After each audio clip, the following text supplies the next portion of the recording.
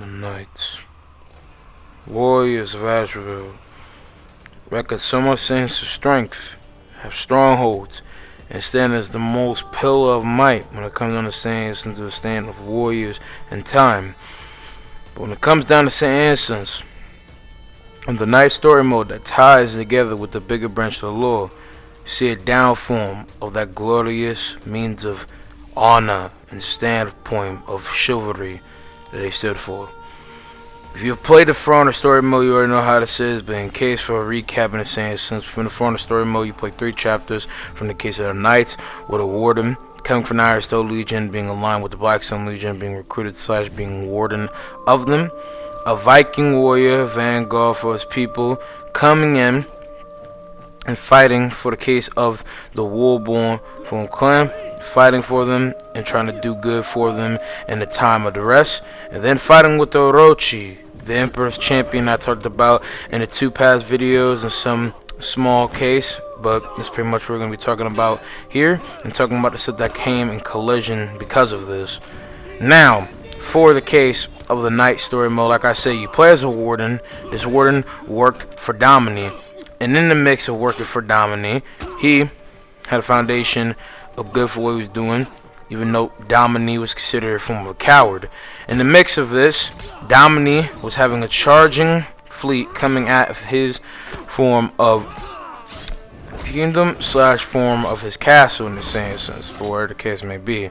In the mix of this charging fleet, aka a whole raid siege ran by Holding Cross in case of their chief, aka Lawbringer and Blackstone Legion's great advisor and look over for things, the Go himself, came in at a form of vengeance at Apollyon, wanted to go ahead and disgrace Domini and possibly kill him, him being a sheep and being a follower, being a coward, being somebody that doesn't actually stand for things in his own right? And so, in the mix of this, even though he was outnumbered 10-1 and had a whole fleet coming onto his castle and about to run his whole shit, he still tried to devise a plan to go ahead and fight when there was mainly just multi case of knights dying over the case of his sins in comparison. And so, in the mix of doing this, he decided in full to go ahead and try to fight them off. But, overarchingly, even with the help of the warden trying to fight, they would downpours to be not being able to do anything in comparison with the Lawbringer, aka Holding Cross, running through their men. He decided to go and bring out his squire, aka Second, and fight the warden. And the warden was crowned as a second to Domini, as Domini did not want to trial by combat Holding Cross, knowing that he would lose. And even though you could count him as a coward, you could pin him all place of words as being said, but even in that same sense of cowardness, he still popped out with some palm precision in the same sense to move with his people and do the right thing. In this case, not like in the most high octane case of stuff, it's kind of like a black case of okay, you do this, that's bad, but he's able to to bring some form of moderate control with his stuff, as he knew that he couldn't be Holding Cross, and Holding Cross would annihilate him in full, violate him in front of all his people, and that would be the end of everything. You know, Domini is a meme. He's not entirely a shattered and downgraded character, especially he'll pop up here and there in a later bit. Not super, but you'll see. But yeah, on that side, the warden beats the other warden, aligns himself with the Blackstone Legion after being knighted, within fighting with honor and fighting with great glorious means, and putting up a great fight and actually defeating this warden and killing him. He would be crowned as the other warden. He will be aligned with the Blackstone Legion and leave Domini with his sword and gaining Domini's sword. Within the case of him leaving Domini, though, he would be rocking with the Ironstone Legion, protecting them, fighting in case of Vikings, trying to go ahead and ban as full-fledged invasion force to go ahead and overrun Asvel, but he would push them out, stop them, and stop any case instance of them trying to travel into Asvel, and the multi-slaughter of barbarians would begin. In between the mix, you would meet case someone who turns Blackstone from Ironstone Legion, Stone, this conqueror.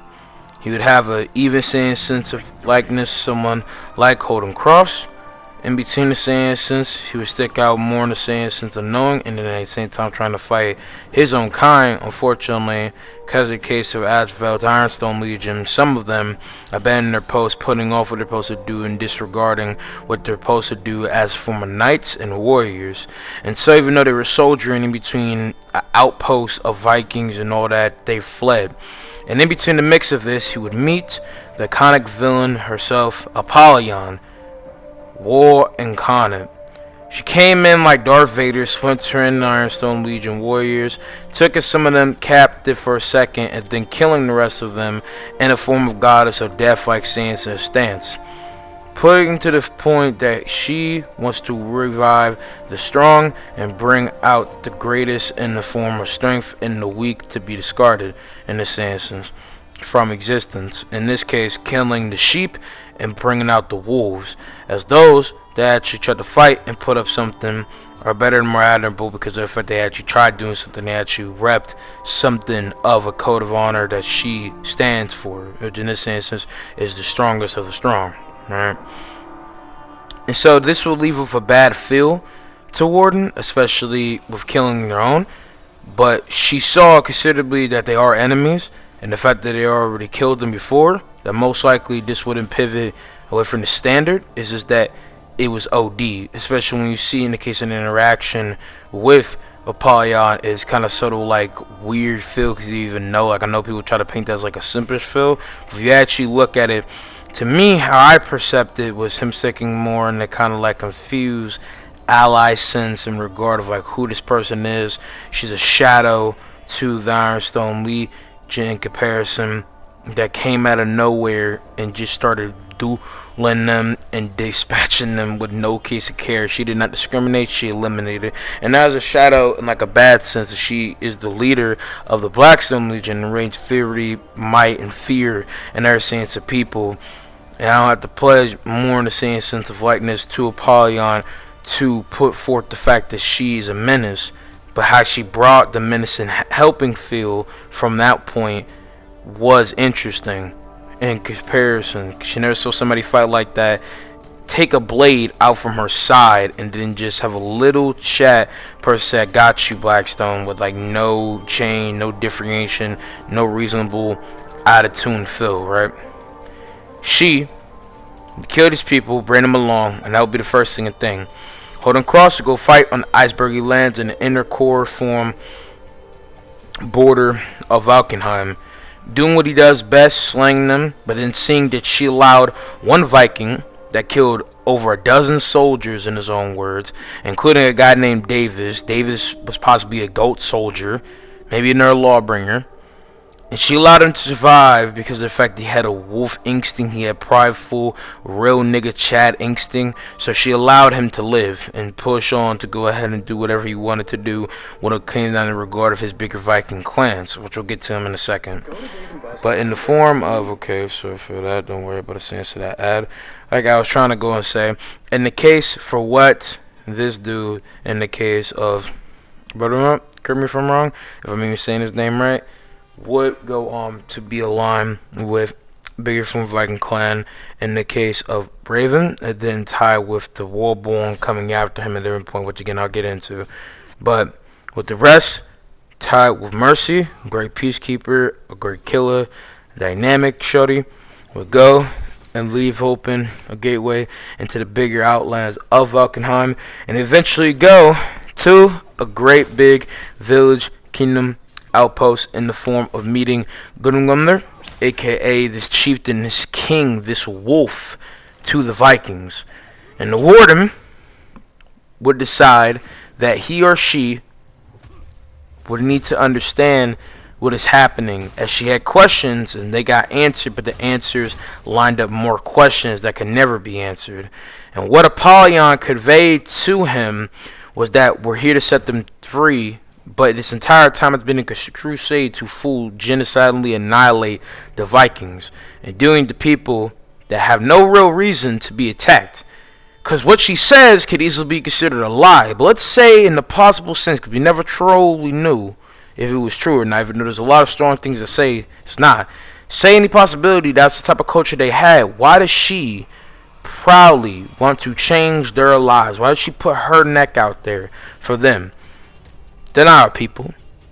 They've done nothing to her. They have done her no wrong.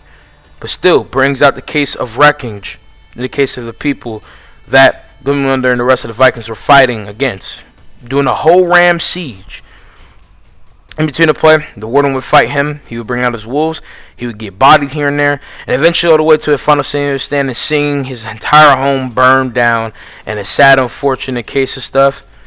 He would die, saying "to hell with you," and eventually Warden would ask Mercy why they did what they did, and she would explain it all about the fact that Apollyon came here to ravage them, leave some scraps for the Vikings to build them up, reform the strong, shred out the weak, and through this the conquerors of the conquered would emerge.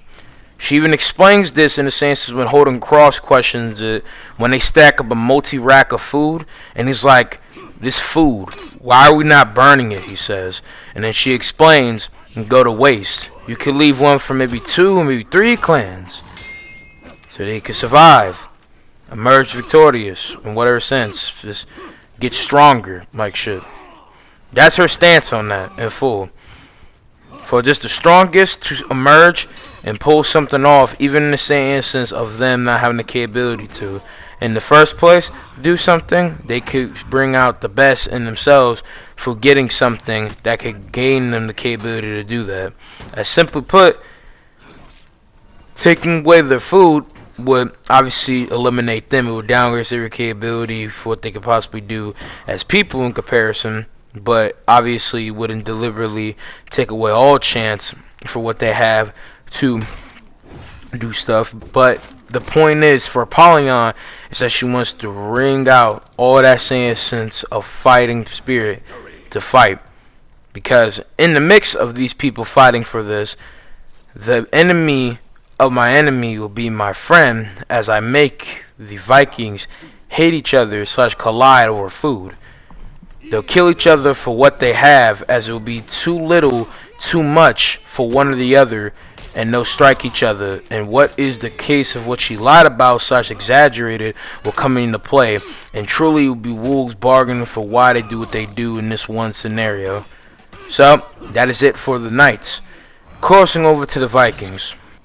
After the raid of Apollyon, after them running for their entire outpost base that was secured, solid, protected, and will open up different gateways for the case of the people to do different things, resources and food wise, the Vikings were starving and downgraded to chumps at this point. The clan was begging for some possible outweigh of all this insane situation that came, because they didn't have anything. And so in the mix of all this insane stuff, there was a great raider, like I said, vanguard to the people. They decided to go ahead and throw all the sense of terror, all the case of the starving, all the case of unfortunate duress. Decided to go and try to find a way out of all the sense of the bull, and try to rebuild the Warborn clan. And in the mix of this, that raider I was talking about, that Apollyon let free? Yeah, he has people full feasting, full celebrating, full doing fiesta time with the move of all their insane sense of get lit and act like you don't know nobody like shit. So in the same sense, in the move to going from being a warrior that was fighting against the Knights, he let what Apollyon give his people be the definement for who he is, and disregard all the same sense of living of others. And so in the mix of the saints and the starving of other people, and him feasting and big booming and being like a king, no care for others, the Warborn clan, with where the case of the raider coming from, would push out to go ahead and make the best means for a case of our people by force, and move up on the same sense of the case of what makes a Viking be a Viking in this case, and be a badass, but a collective case of means to be mutacious, to be a wolf, to emerge for the ashes, emerge for the starving, and fight off against this character, and be able to try to be the best form of a fighter for our people. As obviously, like I said, in the mix of the starving, there wasn't that much for them to go and do.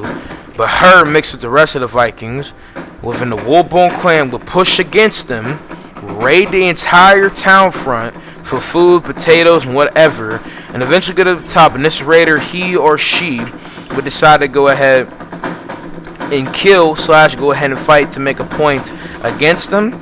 And in between the case, some cool case horse riding and a fight, obviously, and the fact that again she picked up on something more than any other Viking, and that was the case of fighting for her people first in hand, while still being a wolf and not degrading the essence of being a warrior that ravages first and doesn't discriminate. You know what I'm saying?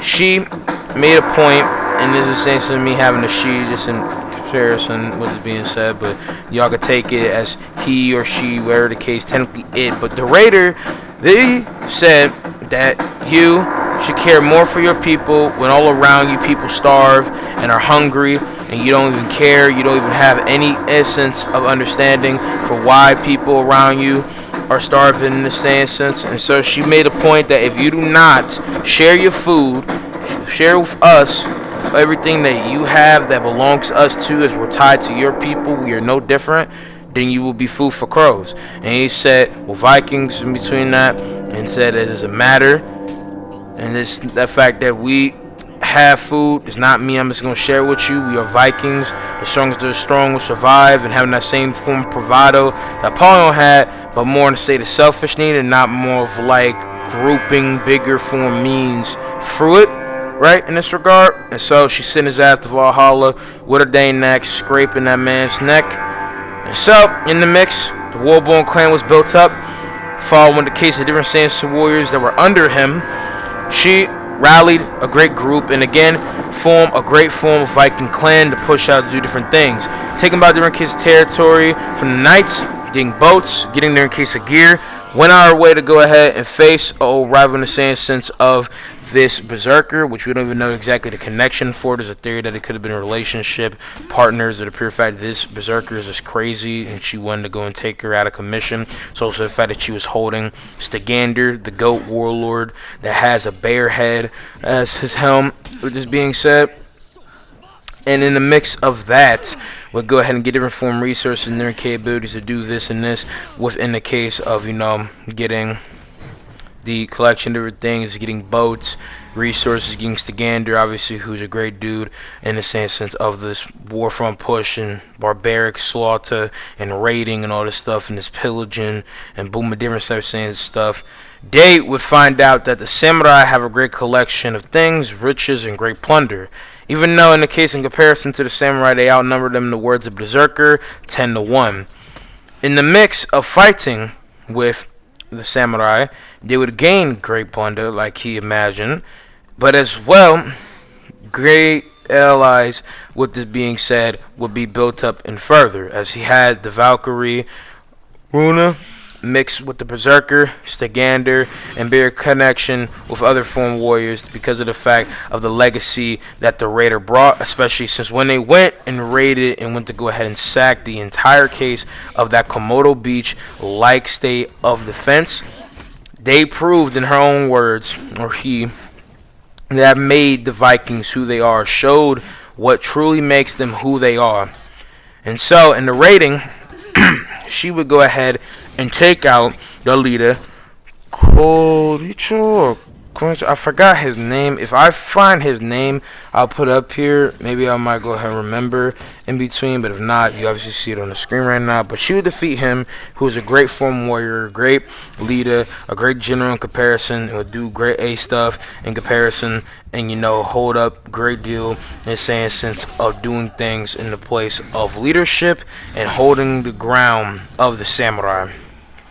In the mix of all his sense of glory, though, and cutting down and dispatching them, the raider would run through and defeat him and make a name for herself. In the mix of that, they needed to find a way into the great imperial city and go for the great bridge. That was the map that was trail ties with Shigoki. And so, after running, doing some James Bond shit and getting into the bigger half of the same sense of samurai culture, tied with the fact of the great mysterious mire, which is a place that is forbidden / scare place to go when it comes down to samurai or any form of outsider, as when you go there and all the former legends, the person does not come back and will never be able to see the light of day, because simply put, and you go into deep samurai territory, you will get ran of your life. It's not even funny how dummy form of scary the mire is in comparison, as just a simple form of a person coming in could just land them in death right then and there. And after getting around that, pushing past all the sins and challenges, they had the map. They found a way into the city. And so, with this being said, she, with the rest of the Vikings, decided to go full raid and pillage on it and get into the Imperial City by any means necessary. And so, after trying to get into the city through the form of a great raid and pushing long and hard, in the words of the raider, it got to the door, but it's more like a gate in the same time being a door, so technically, but has a more like gate structure and figure, because like you wouldn't call that, but there you go. But yeah, simply put, they had a way in, while Sagander was trying to go ahead and full fucking zipline Mortal Kombat his way up in there like an action hero and pull some stances and striker stuff. They had to deal with a great Tozen, the warrior that mastered the capabilities of Kaioshin. Like I said before, was also a great samurai warrior, and Blade was only matched by the Emperor's champion. And within the case of being matched only by that, held a great sense of skill and had great capabilities, like I said, in the same sense of his skill, prowess, mixed with the case of his mystical capabilities, and the pure fact that he was just built different in all forms, as nobody else could strike in the same sense of movement, fearsomeness, capabilities as him in the same light. And all around, Tozen was a beast when it came down to what he did. He was fearsome. He was like the ghost. He was like Jin Sakai. He was a literal anime protagonist, but the raider did not feel fear. He felt Odin and his ravens overlooking him, and to bust the glorious means, he fought against Tozen, fighting against his clones, fighting against someone that was doing some coward stuff, and after knocking off his armor and besting him and pushing him back for Sagander to open up the doors and push past whatever sense of forces were behind the walls to open up the bigger plunder and the bastard of glory, he defeated Tozen, who counted him as being legendary. And he would scream out in the case of means of glory. And after defeating Tozen, he would breach into the doors, call great means of victory and plunder. And in between this, Apollyon would see what was happening and wanted to spark a bigger stasis of war, and saw the possibility to produce better, stronger warriors in the means of the frighted and the state instance of the stray of the good grand strength that the form of the samurai had, which is going to pour us bigger in the sense in the samurai. But I want to make this clear: with the running of the Great Bridge, they had a full gateway passageway to the Imperial City, the mainline homeland of the samurai, where the Emperor and his imperial family stayed. The samurai that stood out of the lines of mainline war and only fought when it came down to a defensive action. They had offense here and there if they really needed to, but they strongly were just defensive. They were very passive. And so when it came down to the running of the samurai, it was like a fight never seen before. It was a full invasion, a full running raid of everything, and the Vikings would come for all they shit. And this would be the time where the full samurai warriors that I spoke of within the tie with the Emperor's champion, remember, he or she was in prison for speaking out of turn, but she made friends with Momiji, Akuma, and Aya, and they would free he or she, and they would bring a great blade to the fight, pulling out that Jetstream Sam impression, and that would be a whole new ravelment for the samurai. Can't wait to go ahead and get into it. Learn about the Emperor's Champion's blade and what made For Honor be its truest form. The raid of Tsushima happens in this case, but instead it's with Vikings. Now they pillaged and they ran back to back, and obviously I already showed the gameplay before in the same sense. So it's basically just a recap. You already know what happens. So the Emperor's champion comes in, starts popping off. Instead of trying to go ahead and run and being across fields and islands and all this other shit, they decide to go ahead and fight within the same sense of Orochi, aka People's Champion, becoming the People's Champion and pushing against them. And again, in the mix of this, bigger case of collide happens in the case of the Blackstone Legion, which you're going to see all that unraveling together.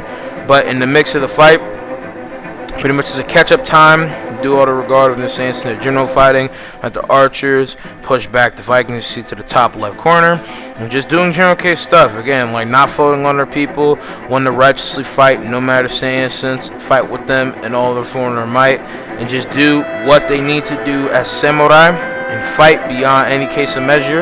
And with the samurai now in the sense having them push back, that is when the Blackstone Legion come in. Now, the Blackstone Legion is the first time since the start of the war, possibly, that sparked everything that made For Honor what it was to come. And so even though Blackstone Legion are not by definition the Ironstone Legion by case affiliation and being, they are accompanied with the same Saints to look and technically are affiliated by the regard of repping in their case of a Thai form of empire or kingdom in this precaution, as a different rankings and technical clan sense for the knights in their technical crusade of things. As they ran for the Vikings, and when they started pushing in and marching on some Spartacus shit in this mug, that's when everybody starts to feel weird now. And Samurai Orochi, for the grace of being able to split a horse's stomach and make a form of Blackstone Legion fall on his face, that's when, in this case, the Blackstones full raid the Imperial family, kill them, most likely kill the Emperor of the time, the person that decided to go imprison Orochi for, again, speaking out of turn, even after being the Emperor's great bout champion and fighting and doing whatever. That then turns Apollyon taking all the case of the daimyo, taking all the high-end ranked people of the samurai, and making them fight for the case of the role to be emperor in the place of being in the form of fighters and doing what they do in the stasis of the time as warriors, as them now have to go ahead and plead either for a form of peace, reckon something better out of it, or fight like wolves and dogs to stain some stances of goodness for their own, as a warrior Sujuro would reign supreme in the same sense of his domain of being an emperor and a warrior, and make a whole fucking damn near fleet / army out of everybody of the samurai at this point in time, and covenanting together with, again, the fact that it is a hostile takeover, and on the downform south, moving over to like the west side of the general samurai domain, like deep in the mire from that point from where we are right now up in the north to northeast side, a fight breaks out / a collide, and in between that, when you're about to see the case of Aya, the daimyo getting taken, ties together with that. Which for this scene, I'm just gonna play the conversation side scene so y'all get a better understanding of it. Kings broke into our city.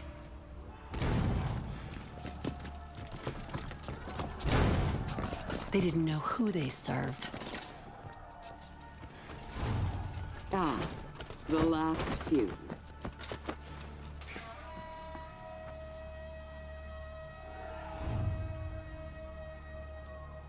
Daimyo, your emperor is dead. Will you take his place? Never.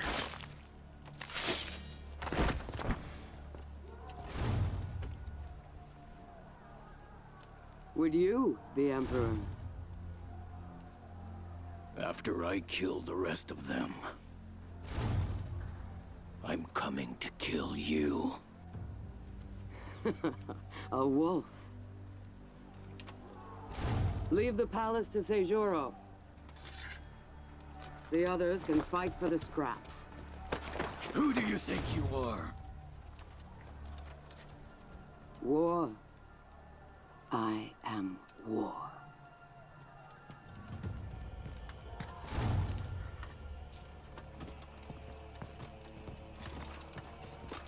Move it along. You see there, that was the type of sense of commission / case of means to fight for the scrap. And in the case of Aya, aka the daimyo, aka the Kensei, she would and take out the case of the enemy daimyo, that would not go ahead and line themselves with her in the form of rebellious sense, and to make an allegiance with everybody and make a form of rebellion to face Apollyon. Instead, wanted to have their own stance and control, with fighting a coward daimyo, fighting a behemoth Shigoki, fighting an enemy case Kensei, and just having to try to make a fear place agreement within the power structure of all the Saiyans of the Kensei, in all the forms of the samurai to push to make better things happen. And then eventually when Akuma comes down after finding his way down to the mire, mixing the Saints from Miji mixed with Orochi, aka the Emperor's champion, that's when things get a little more spicier, come into play, facing against a Viking raid to come down from the mire, getting a bigger place of plunder and pursuing just to bring a whole porridge of havoc to the Vikings. In the case of the Warden, in this sense, between this time from chapter 1, dipping obviously from that time after knowing what everything happened in chapter 1 to now go to the Ironstone Legion, most likely in this time, because that's a big play point on the case of the next one, right? And in the time of the raid, the Viking are over here full plunging their blades and full pillaging for every instance of defense and other case stuff within this time, which I know that even sounds like it could sound a little bit weird in the sense because I'm generally saying this in the form of the Vikings over here bringing down the hammer on the case of the samurai, and in specific the warrior in comparison within the case of the Viking in chapter 2 laughs at the samurais plan to go ahead and stop them, aka attempt to go and stop, because really didn't do shit. But in that case of Mix, he takes the Saints to the plunder. They are rocking with their shit, and eventually, possibly because of the debacle and the fact that they took in everything from the samurai on mainline, and right now the samurai are just on one trying to get to bigger case stuff. They are now in the back lines into the final battle, which you're going to get to in a minute. But when it comes down to the samurai and things like this being said, the samurai, when it comes down to the case of the rebellious side, with the Emperor's champion, Ayakumo, Miji, and other regular in case of the samurai align with them through fear and sticking the point that they need to all fight together if they want to attack this enforcing force that is the Blackstone Legion and fight against Sujiro, aka try to get him on their side. As Sujiro was a great warrior, a master of his blade in his own right, and would stand good with the case of the samurai. And so they raid the palace, and Sujiro mocks them, stating in his own words, and the stance for what he stands for is to simply be emperor, or to the same case of it, and that if you want to go ahead and rock with him, you have to grovel before his feet. Not in the form of like slaves, but like y'all just nothing to him, and pretty much a dishonorable form of reasoning, as I don't know if it's because he needs to go ahead and serve the form of the means of the emperor because of the fact that he feels dishonorable to the emperor's death, or through the fact that it's just greed and a new stance of gaining power and thinking that you stand in a higher status, because he just pulls his shit kind of nowhere. Okay, it seemed like he just did to get a pun, which is still the case, but now it just seemed like y'all can only reckon what I want and nothing else in comparison. Pretty much is how it seems like in comparison. So that's what this man Shiro does. But in the mix of raiding, pulling some Assassin's Creed Japan in his palace, aka the Emperor's palace, running through it and making an elephant battering ram the door and multi-sans shenanigans, the Emperor's champion defeats Sujiro in one-on-one combat, makes it clear that she is the Emperor's champion, and proves the point that he can join with what the same sense of sword means. And with this being said, the case of Sujiro being humbled and then seeing this type of strife that the Orochi, aka Emperor's champion, stands for, making it clear that if he does not want to serve under them, then he could take her place and stand for something stronger that she couldn't, and most importantly, hail to better means with them, that he could go ahead and take the place of what she does as a samurai, aka their champion. And so, in the mix of that, having his allegiance, having the alignment of him, and at the same time playing in the fact that they also go bigger and deeper into Asveld and go to the enemy, in this case aka the Ironstone Legions, have formed camp with a little bit of Blackstone Legion on the outer skirts of it to the northwest side of Asveld, going off from the samurai border, splitting in between as it's pushing in between the inner mainline core into Asveld, right? In this case, they basically dip in between like the wasteland water territory, not fully like from across the sea from Valkenheim to them, and this mash of a world. It's just kind of like that. I'm trying to give like a geographical form history stasis of like how this is like mainly where the cracks that came from the cataclysm happened, if you want to tie it all the way back to the past. But yeah, they run up on them, big clash happens. Mix Stannis and the Baku. And in the mix of this, they see the case of the Blackstones switching to Ironstone. You see the Warden from Chapter 1, aka with the case of the Knights. And in the mix of all this saying and stuff, they tried to go ahead and make it clear that not all of them are bad in some form, but it's interrupted by the case of them getting attacked by them. The fact that the Warden is dealing with a case of the Ironstone Legion warriors, aka the case of the Blackstone that's switching between this time. And in this case, they get captured with the Emperor's Champion getting clucked by the Warden.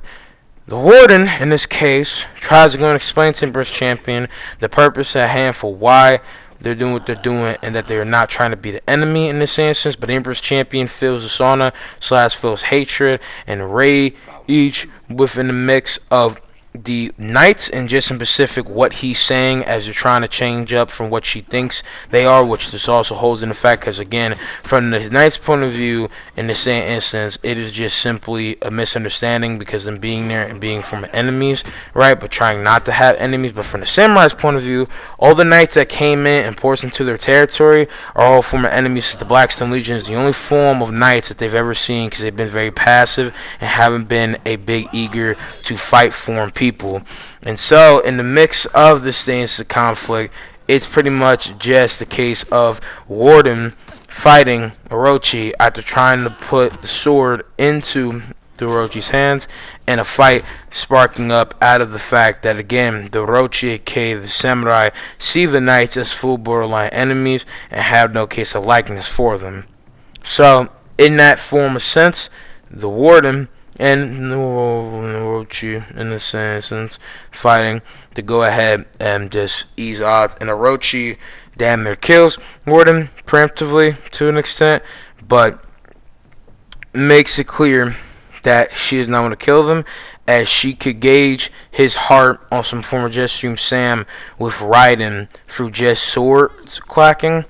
And so there's a little bit from respect. Warden tells them the direct path to the Great Blackstone Legion and go to the mainline castle, aka I forgot the fucking map. If I find the fucking map, I'll tell you. It's supposed to be a lower deck side to Apollyon's castle in this instance. But they go there, and the Samurai with the Ironstone Legion mixed with the Vikings, mainly just those two, are tied together truce in the form of fighting Apollyon, with the Blackstone Legion having the 1v2, this great Samurai mixed with the Ironstone Legion.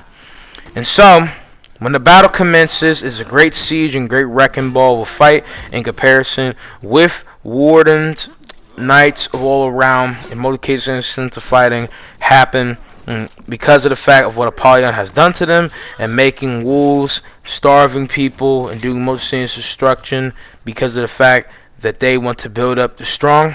And Apollyon, instead of running, instead of dipping, indulges in it and is proud that all of this stuff is coming back to her, and she wants to see who could be the strongest, and decides to go on direct her mail one of her inside to take on the Samurai and deal with the Ironstone Legion. And you can see Holden Cross is aligned with them, Stone, Mercy, all of them folded on the case of the Blackstone Legion, and decided to go ahead and do more. And just to make this clear, in case it was already clear enough, since they knew about it, and the fact that Holden Cross, even though being surprised, still stand with Apollyon. In the case of Black Priors, they all stood with her for a good time, and this man, Holden Cross, did not budge an eye depending on the case.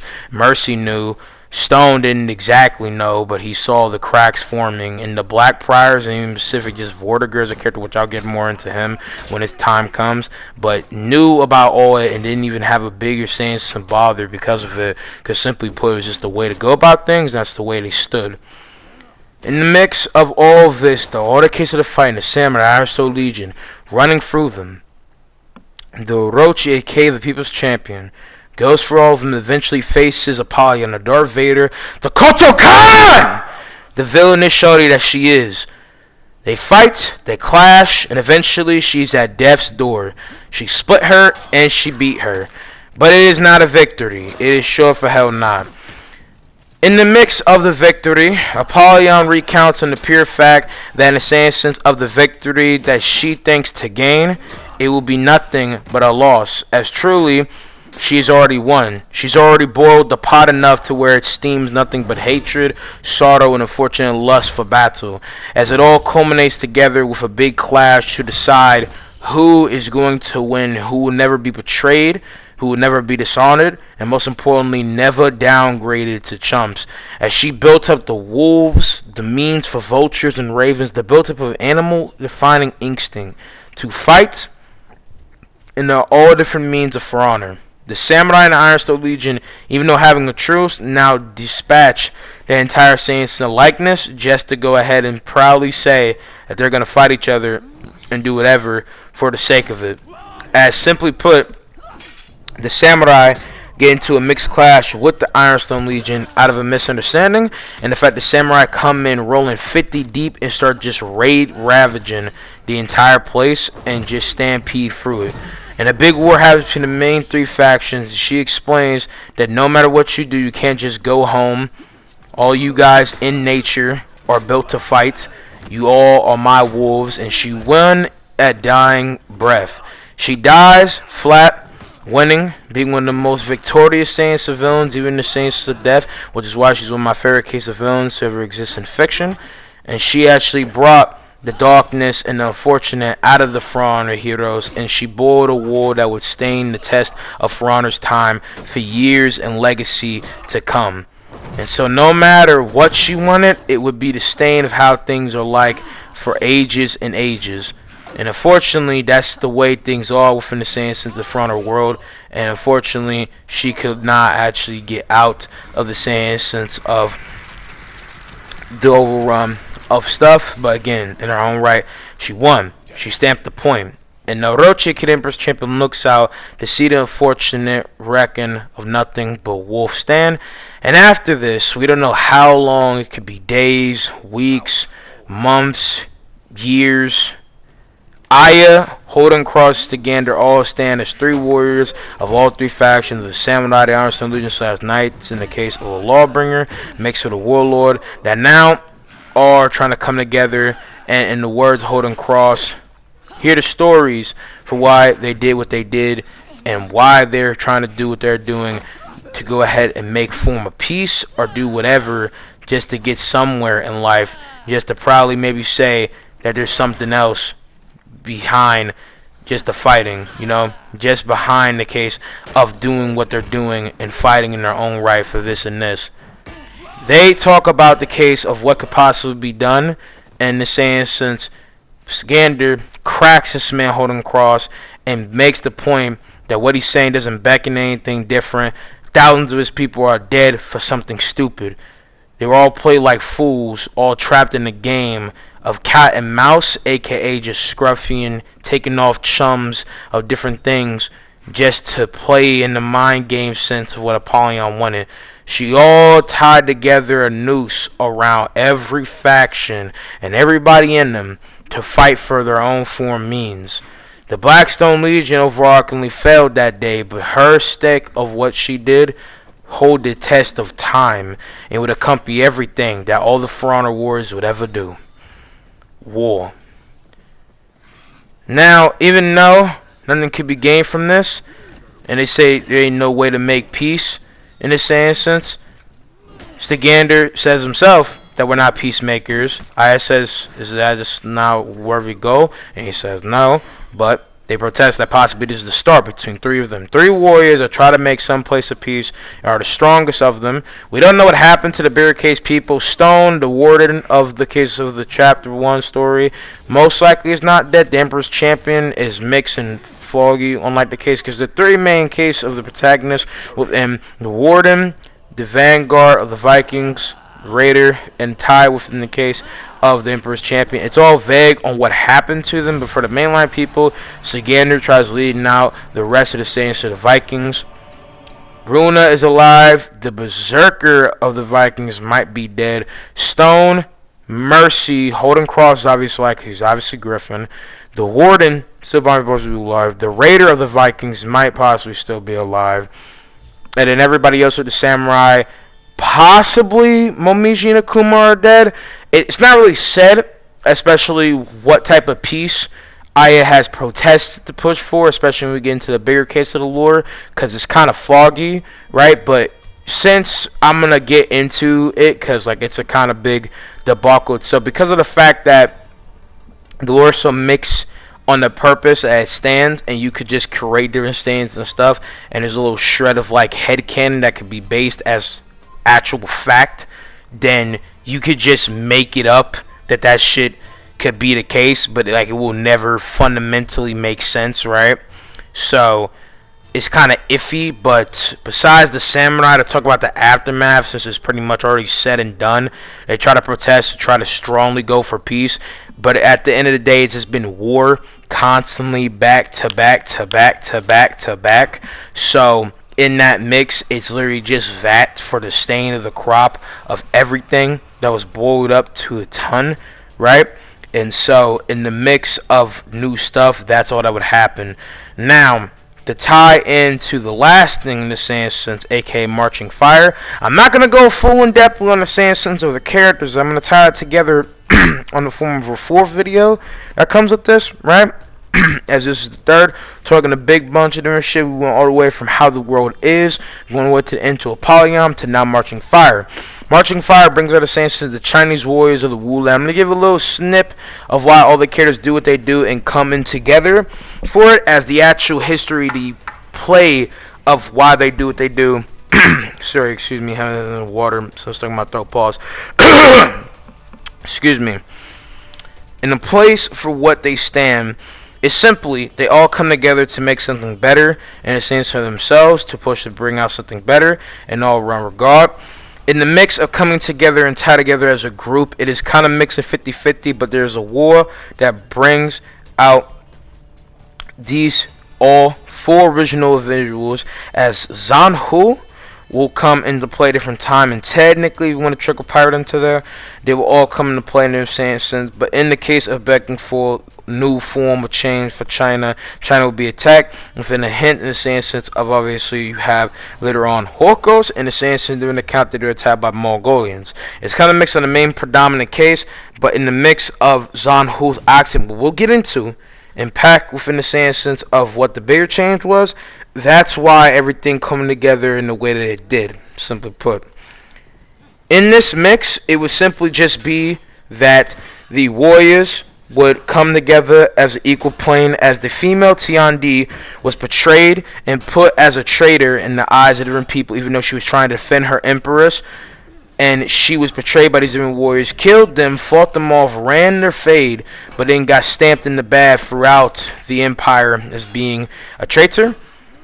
The male Tiandi is on some Chinese no racial to Punisher shit, as he views himself as a monster, which rightfully is, after he slaughtered his entire royal family to be the only warrior left. But after seeing the massacre he laid, seeing that all he stood for was being a callous, traitor, jealous, and envious prince, he ran and joined with the Wu Land eventually to wreak nothing but justice on the unjust for the people that were just like him and delivered nothing but the same instance of bad.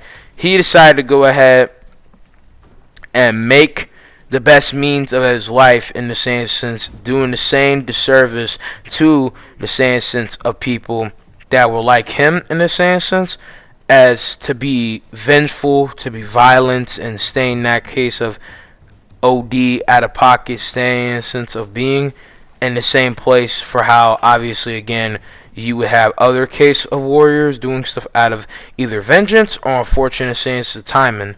So he would go about that, he would do things in all different lines to go ahead and be the best, and from his personality he's just on brutacious case of means. Then you have Nuxia, who her master would die between the war and the wreckage of China, and wants vengeance on the case of people that sparked this. And in between this same sense of death and things brewed up, Apollyon is probably somebody in reference to it. Mainly, she already got her form of vengeance as being originally a great sword dancer that is dynamic and animate, has great sense of skill, and she would push to go and get vengeance and find communion within the same sense of the Wu Land. As again, the Wu Land is not a mainline faction originally; it is more in the sense of a group. It will brew into a form of a full-fledged faction later on when it started running more into that same sense of general plain sense fighting, as you know, it would just be a calm, collected form group of a bunch of case of people that would just stand as like freedom fighters or like a group of warriors that do their own thing, like not full like mercenaries, but like simply put, just people going about. Like they had warriors that fought with them, but it was like a community form group. If I had to like say it in any sense, they're like kind of like rebellious form Saiyans and fighters that you could stay in as a form of mercenaries, but they didn't do what they did out of pay. They did it out of ideals. So it's kind of mixed, what to call them, but simply put, they are warriors of kung fu. They do a lot of cool things, and that's pretty much what the Wu Lin means, like by definition, if you go in accounting of what it actually is supposed to mean. So I mean, I don't know, but that's just me personally. If you want to talk about an accord of what actually supposed to mean in all accounting, you know. But all around standpoint, that comparison Nuxia would go about with the pressures, people that are bad, and run the same sense of case of fear and havoc to those that brought down her master, and the same sense of unfortunate stuff. Kind of, that's a cute frenzy form Nuxia. Then Jing Jun, Guan Yu himself, the Saint of War, would come out of retirement to help out the Wu Lin after seeing that some young bucks go ahead and use his help, and the fact that possibly some persuasion by the female Tiandi came out of Retworks to do some stuff. His old master that knows how to fuck you up, and no racial. Asian people got superpowers. I'm just saying, motherfuckers could be 60 years old, and you can be like someone like Jing Jun, who is actually pushing 60. If we compare him to history and the actual fact that this man is confirmed to be 60 years old and do the shit that he can do, like, it's crazy how that works. That motherfucker is OD, ridiculously cracked out in the regard of sense of doing. Like, he's doing a whole different sense of stuff. Like, again, it's finally not in a normal sense of human, as again, no racial. This man is Asian. He does crack shit all the motherfucking time. But golly, this man is OD on every fence of the way. Like, he just is a whole different regard of booming human, in the same sense of like what he can do in comparison. Like, he's just built different. Then we have Shaolin, my favorite, obviously, in the same sense of being original form Shaolin main. Wai Chang, or the original form Shaolin, was a monk that had great AK abilities and used them in his own different type of ways. In between the Cataclysm and in between the same sense of possibly Apollyon, Bruce ended up as, we don't know exactly which monk this was, but it was accounted that she met a monk that gave her the iconic poetic statement about the regard of what war / same sense of eternal peace can stand for people, and saying that, like in the form of honor, it can mean multiple different things from multiple different people, and you will get a different answer from every master on some rant on shit. But pretty much in the quote, he said that eternal peace comes in all places of different rising means for a person. And so, in the sense of war in the battlefield, could be the most commonest place any man could be. In this case, that's what Apollyon relished in, and so that would be the culminating for why she does what she does, and another sense for why she does what she does, but possibly because since in the falling of the Shaolin Temple, as depending on the case, into the rebuilding, the Shaolin Temple will be eradicated and destroyed, and a ran of everybody in there, and the Shaolin monk that we see, aka Wai Chang, would be the last monk to be alive. And so he would set his sights to go ahead and get vengeance / to make something better, and being a warrior monk, or maybe having some place of like belief in Buddha, as you could be a warrior monk, still have Buddhist tradition, but not be full-fledged Buddhist, shown by Ranton and just, you know, common sense. But he would push to go ahead and do better things, as obviously seeing his fallen brothers and not having nothing left in life, he wanted to make something out for himself. He wanted to do something more. He wanted to go and push to be something more for himself and others, and so he decided to go ahead and make way over. Damn, just got clocked here with a side shot. Okay, anyway, like I was saying, he decided to go ahead and make some better bringing of goodness for himself, in the same instance of fighting for a better cause, doing some dynamic, dualistic stance of shit, being the Donatello of the gang, He kind of has some same sense of Liu Kang monkey form moveset and doing stuff. As you see, he has inspiration from Sun Wukong. It's not probably explain like why he acts like that. It's a little tad bit of just cocky arrogance and roundabout with great kung fu skills that he moves like Bruce Lee, no racial. It's also considerable the fact that because of the fact that Monkey King holds a big place of belief in China as one of the most popular characters from Chinese mythology, folklore, legend, and religion during accounts, this holds a place to him. It's also because of the fact that he's a Shaolin monk. He can teleport, he has great martial arts capabilities, can technically clone or duplicate himself or move so fast he's able to punch you ridiculously hard, and has some like meta-human capabilities through magic or some mystical fantasy kung fu. It is not the most strongly explained. You just have to take it. But yeah, he's definitely like one of the most powerful member of the Wulin faction in this case. So yeah, that's him in comparison. And that's for the 4. Again, Zhan Hu, as he holds a big place for himself. But with Zhan Hu, there's also in the same instance of obviously 2 in place of Fu Hao, Zhan Hu, and possibly in the same side account of Sun Da. Is they technically the same? Because Sun Da is not really differentiated, so I don't know. There's also Azobet for Bob Pryor. I'm going to get into that because that was a whole different conversation. But yeah, I just want to let y'all know, as it's pretty much the full end cut for the characters of the Wulin Marching Fire. And in the case of their build up, them as a group and finding a foundation, they would go out their way to push against, as well as the case of the other main would be kind of Seymour. But in case you want to know something about Shaolin, he wears what he does because he's a warrior monk and been traveling a lot.